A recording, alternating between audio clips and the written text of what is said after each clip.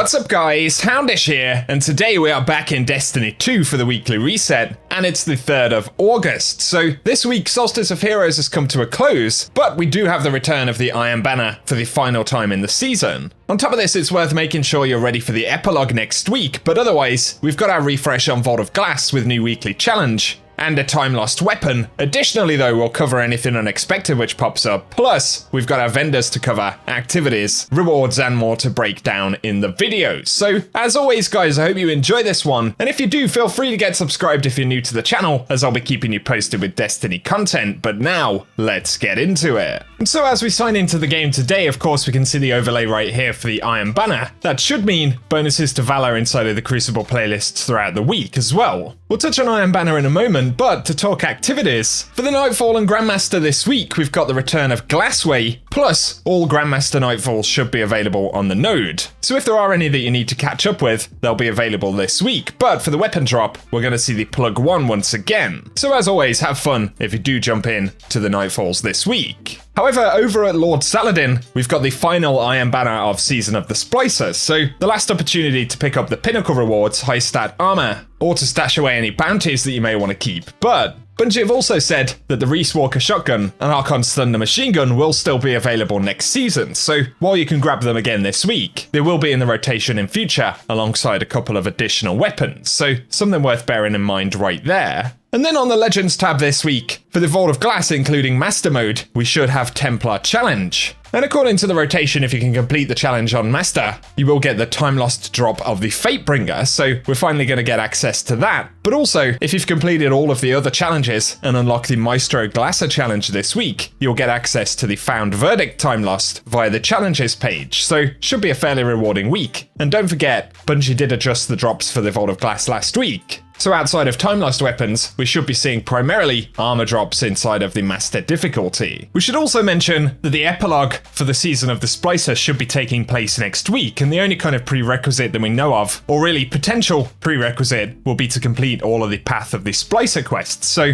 make sure you've got all of those done on the character that you want to jump in and complete the Epilogue content on, at least as a precaution.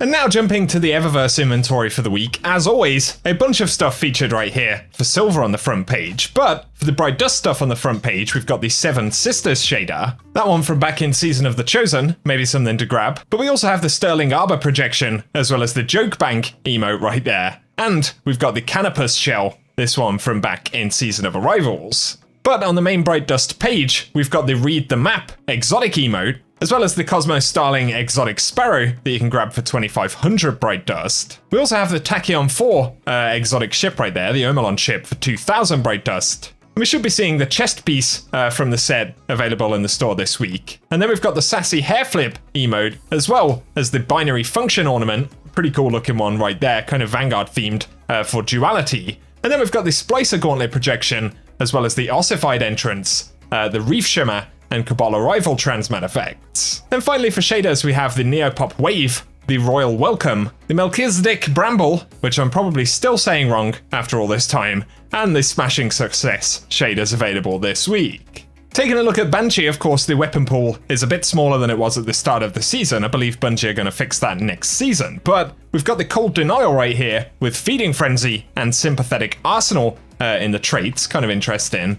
But we've got the Toil and Trouble Shotgun with Field Prep and Auto-Loading Holster, the Stochastic Variable with Under Pressure and Dragonfly, and then we have the Pleiades Corrector with Surplus and Sympathetic Arsenal, as well as Bad Omens with Auto-Loading Holster and Quick Draw, and then the Memory Interdict with Underdog and Wellspring. Of course, there is also Ada 1, and today she's got Fusion Rifle Loader in the mod slot, as well as Extra Reserves, which is a Charged with Light mod, available for 10 mod components, maybe one that you need. And this week she has the Wild Hunt set featured, of course, it'll be the same set, but for the respective classes. Nothing particularly stand out right here for the Titans, but be sure to check in if you are after high stat rolls. For Legend and Master Lost Sectors for today, firstly, on the Tangled Shore, we've got the Empty Tank at 1310, dropping exotic chest armor. And the other one for today is Vel's Labyrinth on the Cosmodrome at 1340, dropping exotic arms. Then over on the Europa Director this week, we've got Simulation Agility for the Exo Challenge. Asterion Abyss, we can see, is the Eclipse Zone this week. And then we've got Empire Hunt the Warrior for the featured one this week with additional Pinnacle drops. And if you happen to be diving into the Deep Stone Crypt, copies of copies is the challenge mode this week.